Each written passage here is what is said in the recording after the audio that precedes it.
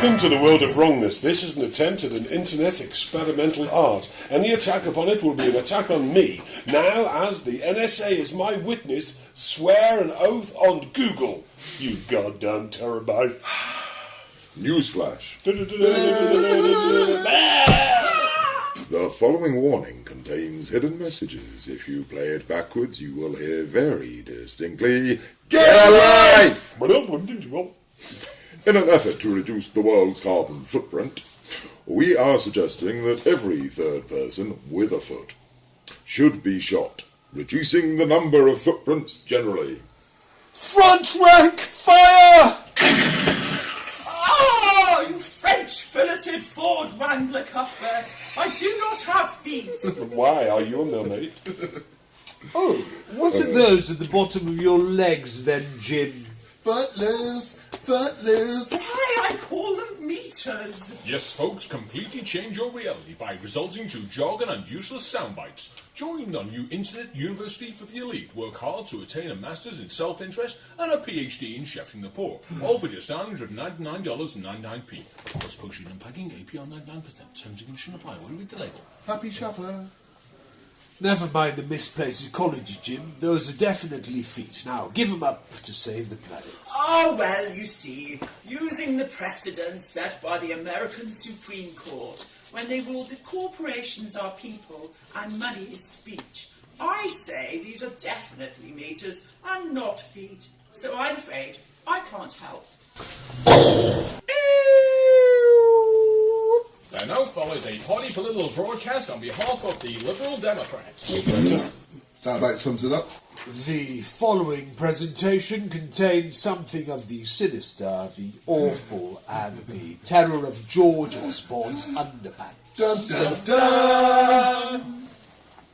First scene, a pair of crusty M&S wide fronts somewhere in Chelsea, London, WC. Stick 'em up and spread 'em. This tube is loaded with anisole and I'm not afraid to use it. Inspector Krusty, Pubic Louse, is the name. Aha! Now, which one of you is an illegal immigrant? Which one of you does not belong in George Osbourne's filthy underpants? Well, this penis doesn't belong here, because we all know George Osbourne hasn't got one. Neither do these balls. I hear he stole them from Anne Widdecombe. I'm a detective of the police and a Freemason. By the Ark Mariner, now tell me, what am I doing here? Looking for illegal immigrants? No, it's a bit early for that. Turning a blind eye to celebrity and high-ranking paedophiles. Oh no, I do that in my sleep. Rolling up your left trouser leg and exposing your nipple to gain the recognition and acceptance of other men. You're trying to say I'm queer? Only when you're worshipping Lucifer. No! Well, yes, okay, maybe. I don't know. I haven't got that far yet. Hark! Is that the muffled sound of Romanian coming from the crack in George Osborne's buttocks? No, it's Mandarin. George still sore from where the Chinese screwed him during the last round of ass ramming. I mean trade negotiations. My God, what is that smell? That would be the arse end of insincerity. George always farts when he speaks. Well, I've heard of turning the other cheek, but this positively reeks. George was always a great orator at Battle Eton. Yes, well, I heard he could out-twist the tongue of every other throbbing member. A right dab hand at the biscuit game, too, I wager. Yep, he was a champion of the custard cream and an expert handler of a sticky log. And you could always find him going down on a Jerry Dodger.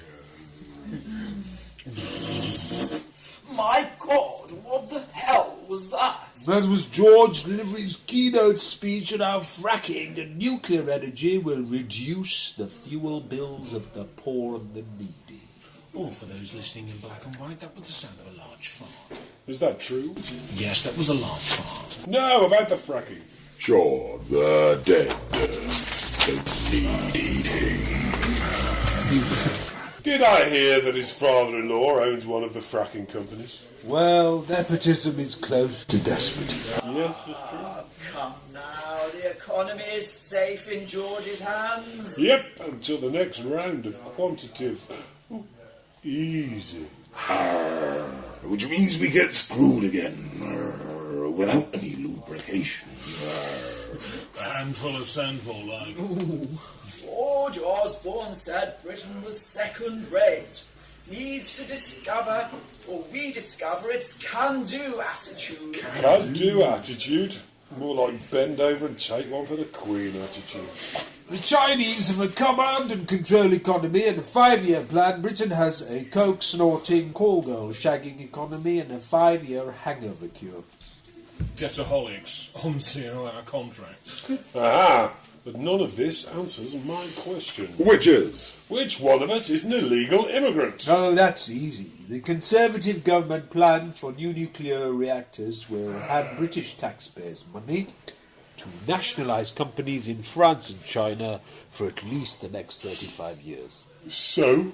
The UK is going to be a tenant in their own country, thanks to wholesale selling of the country's assets to other countries. Which means... We are all illegal immigrants. Ah, I understand now why Michael Grove, education manager, says, "You stupid peasants, your GCSEs won't help you." Nope, only sucking up to your sugar daddy will help you now. I wouldn't mind, but the ruling shite are a bunch of chinless, inbred freaks. Elite. Sorry? The script says elite, not shite. Really? Well, shite sounds far better to me. Osbourne says he wants to compete with China. George can't even spell bullshit. Yes, but he can sure speak it. It is as Albert Pike, Sovereign Grand Commander, Scottish Rite of Freemasonry, did bespoke. No more national governments. No more national sovereignty. Oh, Jesus. Oh no, tell please, surely not. I'm afraid it's true. George has paused for thought. What does it mean? He's about to follow through.